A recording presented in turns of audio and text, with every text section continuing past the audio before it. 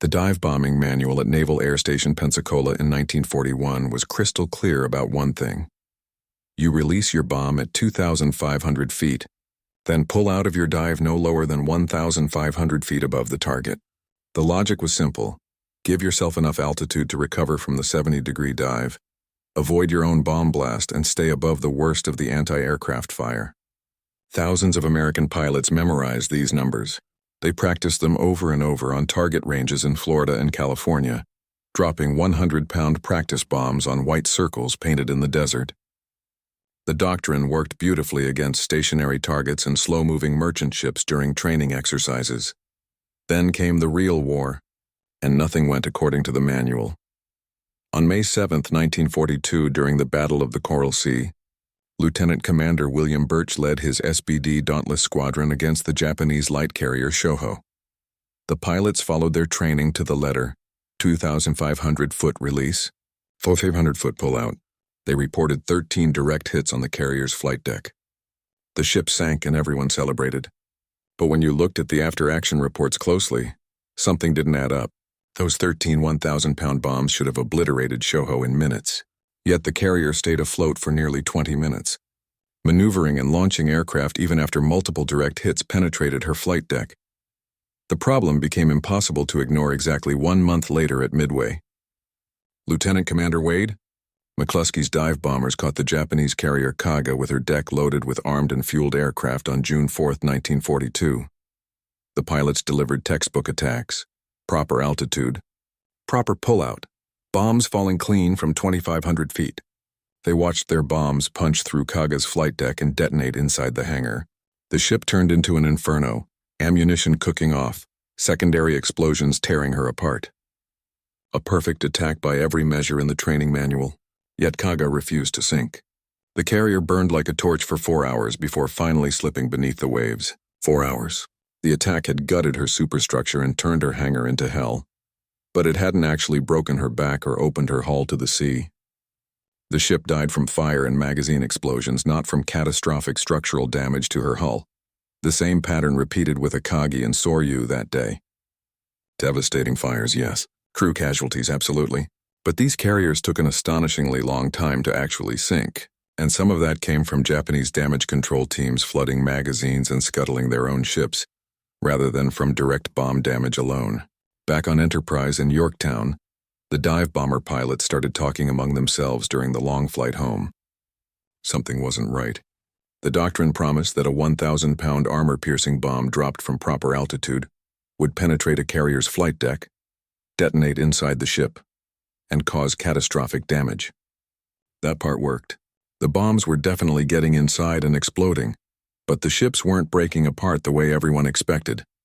The bombs were doing exactly what they were designed to do, penetrate, then explode. So why weren't these carriers snapping in half? Lieutenant John Chenoweth, who had scored hits on 2 different carriers at Midway, put it bluntly in his after-action debrief. We're blowing them up, but we're not sinking them fast enough.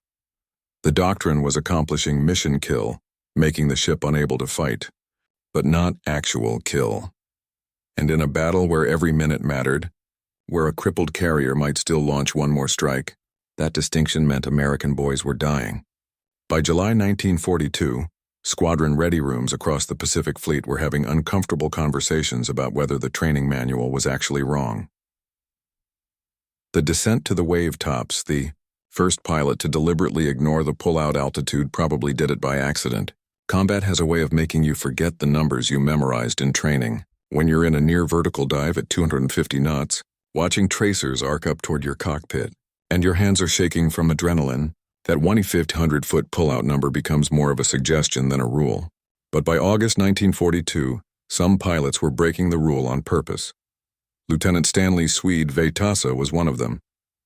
During the Battle of the Eastern Solomons on August 24, 1942, he pushed his dive on the Japanese carrier Ryujo until his altimeter was spinning past 800 feet before he released. He hauled back on the stick so hard he nearly blacked out from the G-forces, pulling out so low that his radio man swore they could see individual sailors on the deck looking up at them. Veitasa's bomb hit the flight deck, but something else happened too. His wingman's bomb, which everyone thought had missed wide by at least 30 feet, caused a massive geyser that buckled the carrier's hull plates near the waterline. The ship developed an immediate list and started taking on water in compartments that shouldn't have been damaged by a near miss. Nobody made much of it at the time. Rujo took multiple hits that day and she sank fast, much faster than the carriers at Midway. The official report credited direct hits for the kill, but Vetas's radio man, Aviation Radio Man Second Class Charles Jorgensen, mentioned something odd in his informal debrief over coffee that evening.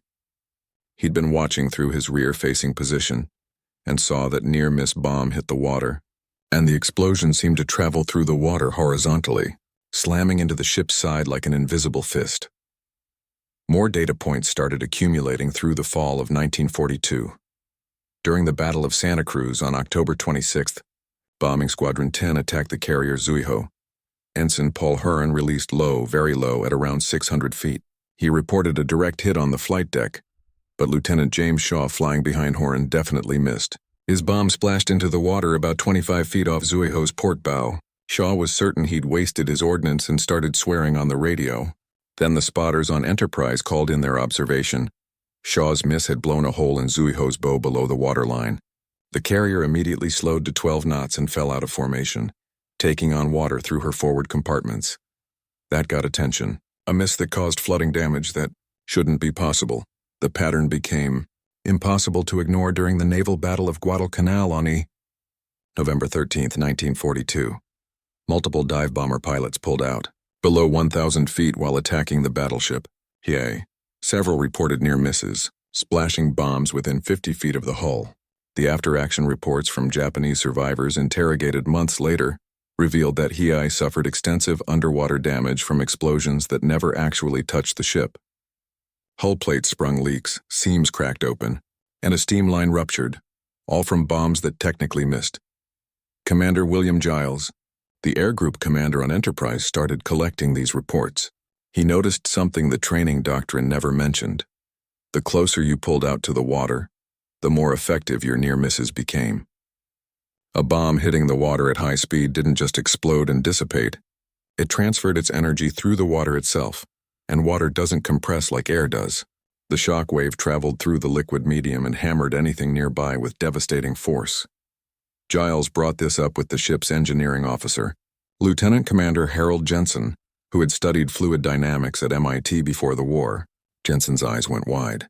"That's underwater shock effect," he said.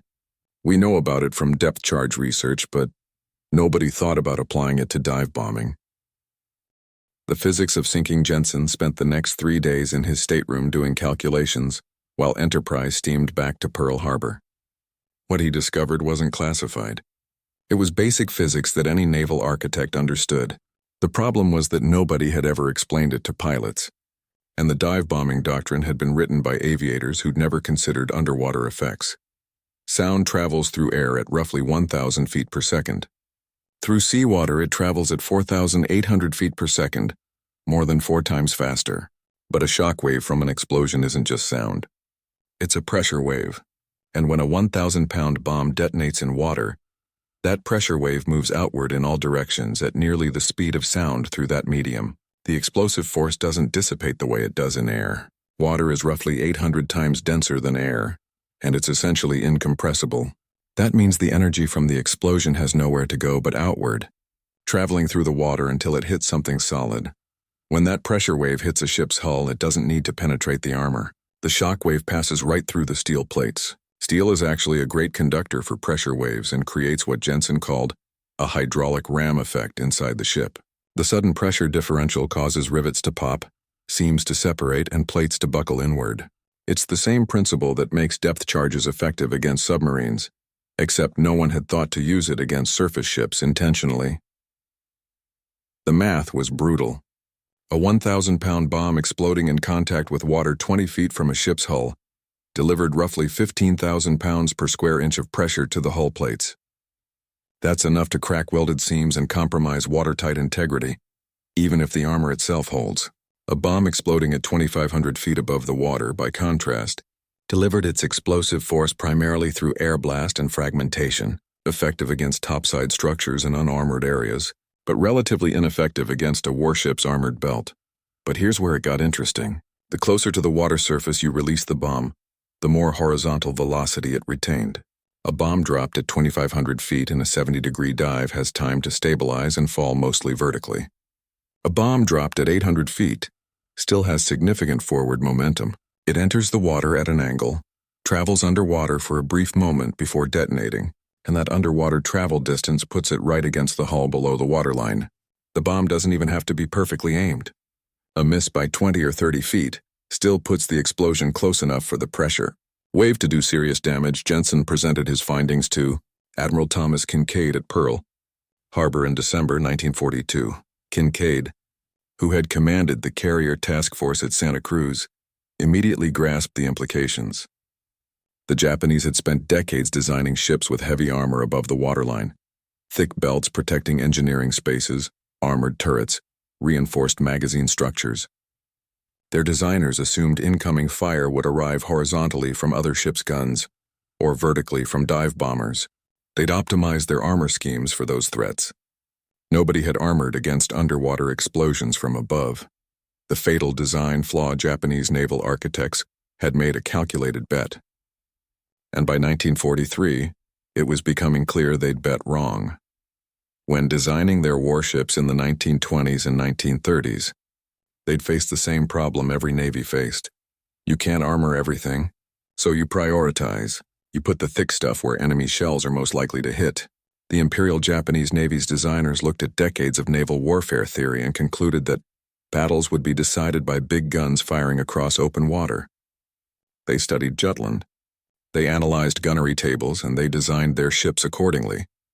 The heavy cruiser Mogami, completed in 1935, carried a 7-inch armor belt protecting her machinery spaces and magazines, but only above the waterline.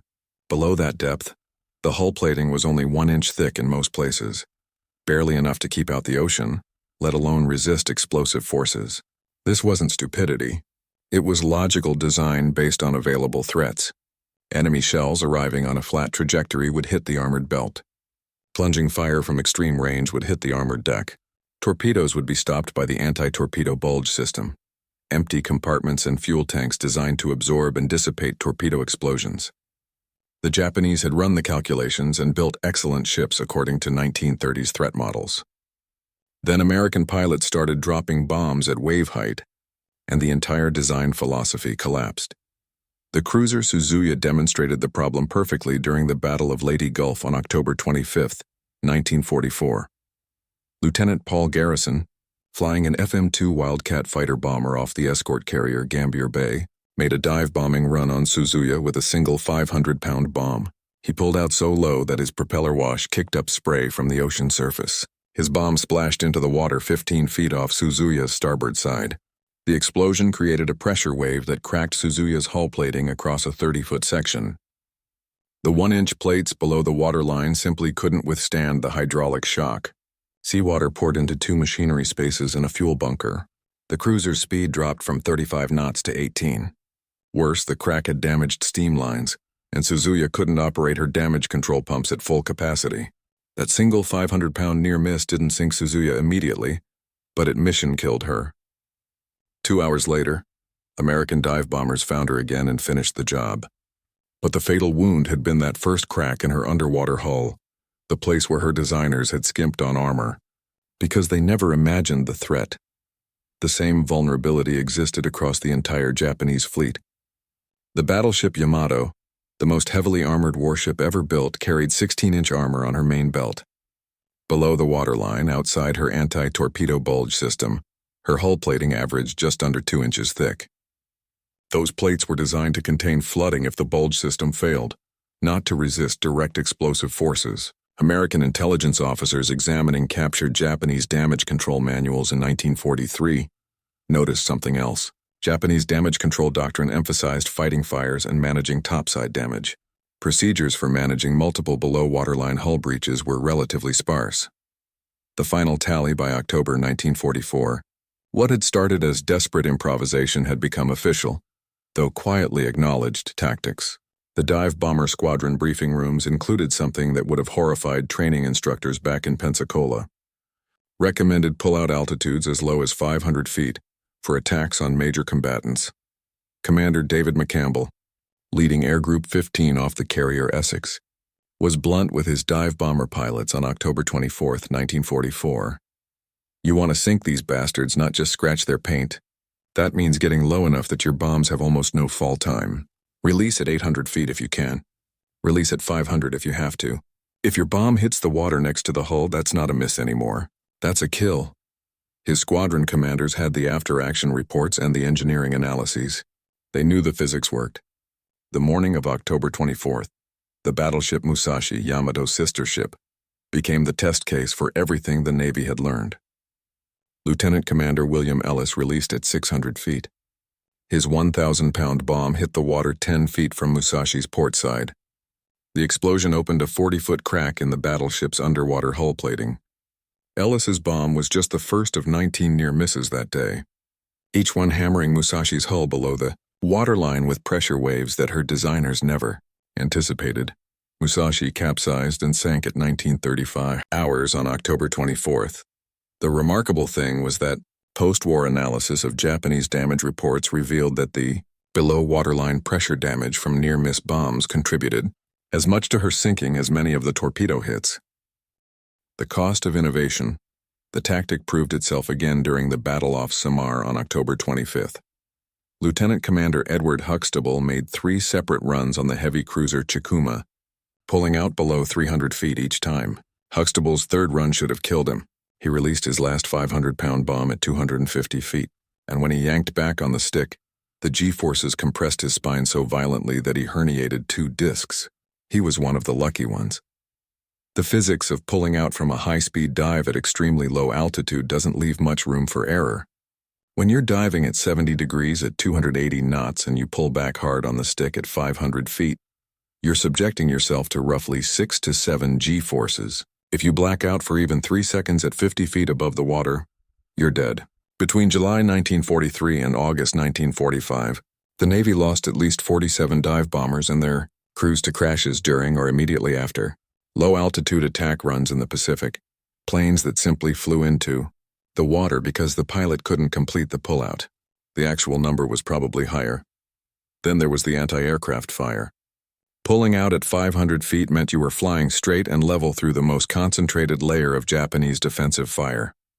Lieutenant Richard Best, the veteran pilot who had bombed Akagi at Midway, watched newer pilots die this way during strikes in late 1943. The brass on the hull could count the rivets on our bellies, he said. The question was whether the Navy could ethically train young pilots to do something that killed so many of them. Captain Alva Bernhard, commanding officer of Naval Air Station Melbourne, Florida, faced this problem in March 1944. Squadrons using traditional 1,500-foot pullouts were achieving roughly 14% hit rates. Squadrons using 500 to 800-foot pullouts were hitting 28% of the time, exactly double. But those low pullout squadrons were also losing aircraft at triple the rate. The compromise that emerged by summer 1944 was a 2-tier system. Primary training taught conservative pullouts, while advanced training at bases like Naval Air Station Fallon, Nevada, taught progressive technique, with optional training down to 500 feet only for volunteers. The Navy never officially mandated wave height attacks in writing.